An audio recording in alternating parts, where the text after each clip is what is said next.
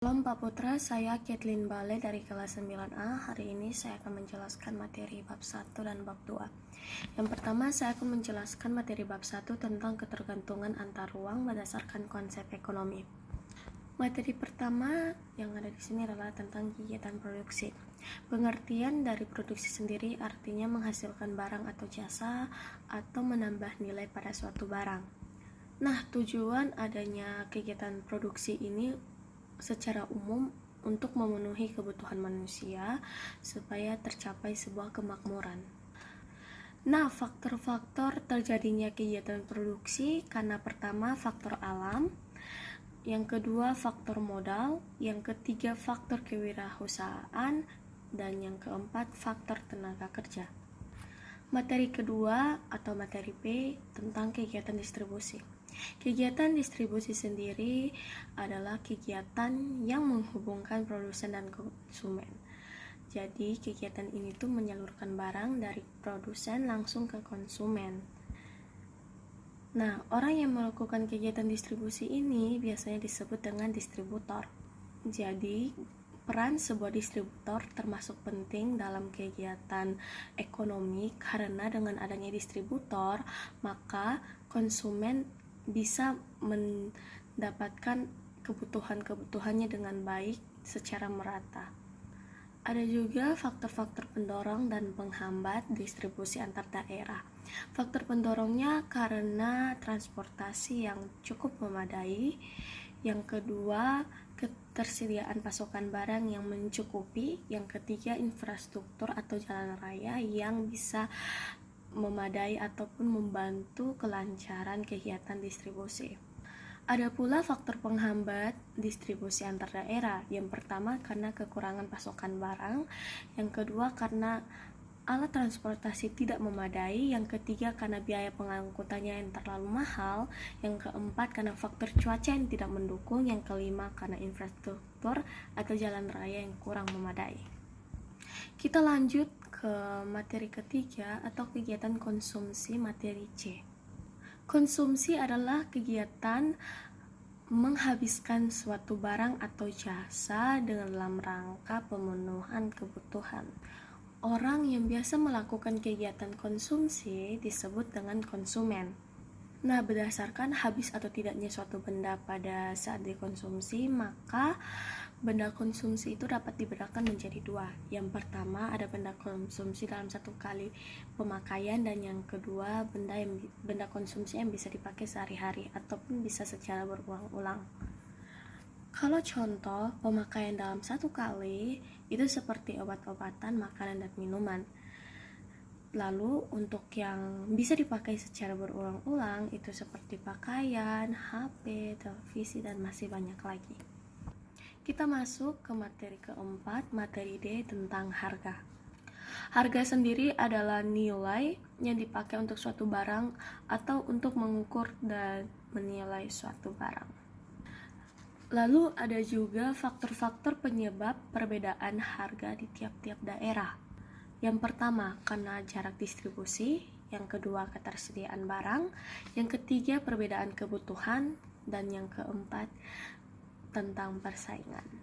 Dan materi yang terakhir yaitu materi E, materi kelima tentang pasar. Pasar sendiri adalah tempat pertemuan penjual dan pembeli dan juga di situ terjadi adanya transaksi atau tidaknya. Jadi transaksi itu terjadi karena kesepakatan harga antara penjual dan pembeli. Nah, pasar itu memiliki 3 fungsi. Yang pertama, fungsi distribusi, yang kedua pembentuk harga, dan yang ketiga fungsi promosi. Sebagai sarana distribusi, pasar itu mempunyai peran yang cukup penting karena melewati pasar dapat memperlancar proses penyaluran barang atau jasa dari produsen menuju ke konsumen.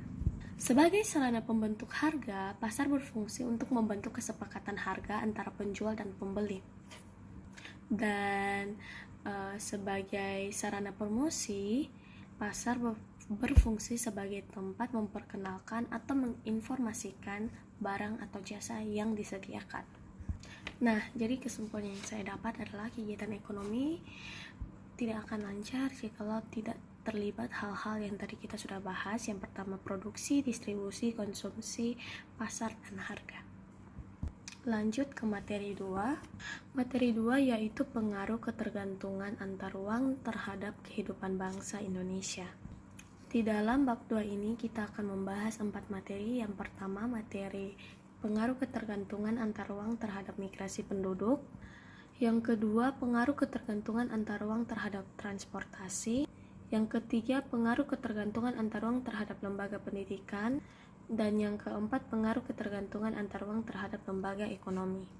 Yang pertama itu materi A, pengaruh ketergantungan antar uang terhadap migrasi penduduk. Yang pertama kita akan terlebih dahulu mencari pengertian dari migrasi. Nah, mobilitas penduduk atau perpindahan penduduk itu terbagi atas 2 bagian utama, yaitu mobilitas permanen atau migrasi, dan yang kedua non-permanen.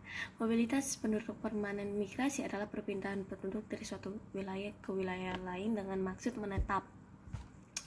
Sedangkan non-permanen adalah perpindahan dari suatu wilayah ke wilayah lain dengan maksud bukan untuk menetap. Nah, ada juga jenis-jenis migrasi antar daerah. Yang pertama, migran semasa hidup atau lifetime migrant. Nah, migran semasa hidup ini adalah mereka yang pindah dari tempat lahir mereka ke tempat sekarang yang mereka tuju atau tempat sekarang yang mereka tempati. Yang kedua, itu migran recent atau recent migrant. Itu adalah mereka yang melewati batas provinsi dalam kurun 5 tahun terakhir sebelum perhitungan penduduk. Dan migran total adalah orang yang berpindah tempat tinggal saat pengumpulan data dilakukan atau perhitungan penduduk sedang dilakukan, orang tersebut pindah dari suatu daerah ke daerah lain. Ada juga faktor-faktor pendorong dan penghambat terjadinya migrasi. Yang pertama, faktor pendorong migrasi karena adanya kurang lapangan pekerjaan, kemiskinan, peperangan, kondisi politik yang tidak membaik, masalah lingkungan, dan kesempatan pendidikan yang rendah. Faktor-faktor penghambat migrasi karena jaraknya yang jauh, faktor pribadi, kesulitan transportasi, dan biaya migrasi yang tinggi. Materi kedua yaitu pengaruh ketergantungan antar uang terhadap transportasi. Nah, pengertian transportasi sendiri adalah pengangkutan barang oleh berbagai jenis kendaraan sesuai dengan kemajuan teknologi yang ada. Transportasi yang sekarang kita ketahui itu dibagi menjadi 3. Ada transportasi darat, transportasi udara, dan juga transportasi laut. Nah, jadi kegiatan ekonomi itu tidak terlepas dari namanya transportasi. Semua kegiatan ekonomi itu membutuhkan transportasi agar kegiatan ekonomi itu bisa berjalan dengan baik dan lancar. Nah, ketergantungan antara uang terhadap transportasi, yang pertama, kebutuhan sarana transportasi antar daerah semakin meningkat. Yang kedua, kegiatan ekonomi akan terhambat tanpa adanya alat transportasi. Yang ketiga, sarana transportasi suatu daerah menjadi salah satu pertimbangan pengusaha dalam menginvestasikan modal. Kita masuk ke materi 3 yaitu pengaruh ketergantungan antar uang terhadap lembaga pendidikan. Nah, fungsi dan peran lembaga pendidikan adalah pendidikan memiliki peran dalam meningkatkan kesejahteraan masyarakat. Pendidikan sendiri harus mampu untuk mencerdaskan kehidupan bangsa agar anak-anak bangsa mampu bersaing pada masa-masa yang akan datang. Lembaga pendidikan yang ada di Indonesia sendiri diketahui ada pendidikan dasar, pendidikan menengah, dan pendidikan tinggi atau yang kita kenal dengan pendidikan formal. Pendidikan dasar dibagi menjadi ada SD, pendidikan menengah itu ada SMP dan SMA, dan pendidikan tinggi itu adalah perkuliahan atau perguruan tinggi. Setelah kita membahas pendidikan formal, kita lanjut ke pendidikan non-formal. Pendidikan non-formal ini jalur pendidikan yang berstruktur dan berjenjang, fungsinya itu sebagai penambah atau pelengkap pendidikan formal. Nah, biasanya pendidikan non-formal ini seperti contohnya ekskul ataupun les yang bisa menambah bakat-bakat ataupun menambah potensi seseorang dalam pendidikan. Jadi, biasanya itu pendidikan non-formal membantu seseorang dalam perkembangannya di pendidikan formal. Nah, lanjut, ada juga pendidikan informal. Pendidikan informal sendiri adalah pendidikan yang berasal dari keluarga atau lingkungan. Kegiatan belajarnya itu dilakukan secara mandiri. Jadi yang dimaksud di sini adalah pembelajaran secara informal adalah pembelajaran yang dilakukan oleh anak-anak karena mereka meniru atau mempelajari kegiatan sehari-hari yang mungkin dilakukan di sekitar mereka, oleh lingkungan mereka, oleh keluarga mereka, dan mereka belajar dari hal-hal tersebut. Lanjut ke materi terakhir, materi D, pengaruh ketergantungan antar ruang terhadap lembaga ekonomi. Lembaga ekonomi sendiri dapat diartikan sebagai lembaga yang mengatur kegiatan atau cara-cara melakukan produksi, distribusi, dan konsumsi barang atau jasa yang diperlukan bagi kelangsungan hidup masyarakat. Nah, ada juga perusahaan. Perusahaan adalah unit pelaksana ekonomi dengan memanfaatkan sumber daya yang ada dan dapat digunakan untuk menghasilkan barang dan jasa untuk memenuhi kebutuhan manusia. Jenis-jenis badan dan usaha adalah koperasi, badan usaha milik negara BUMN, dan badan usaha milik swasta atau BUMS. Adapun perusahaan yang dapat dikelompokkan berdasarkan bidangnya yaitu bidang ekstraktif, agraris, peternakan, industri, dan juga perdagangan. Nah, keberadaan lembaga ekonomi mempengaruhi kesejahteraan masyarakat antara lain karena melalui lembaga ekonomi, masyarakat dapat mendapatkan penghasilan untuk memenuhi kebutuhan sehari-harinya.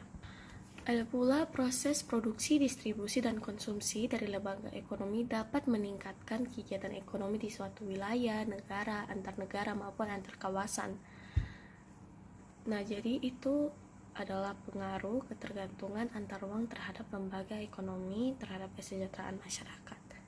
Jadi demikianlah video yang bisa saya jelaskan tentang materi bab 2. Jadi yang saya dapat kesimpulannya di sini adalah ketergantungan antar ruang masyarakat mendorong perkembangan dalam bidang migrasi, transportasi, pendidikan, lembaga ekonomi, dan kesejahteraan masyarakat. Sekian video saya, Pak. Terima kasih dan shalom.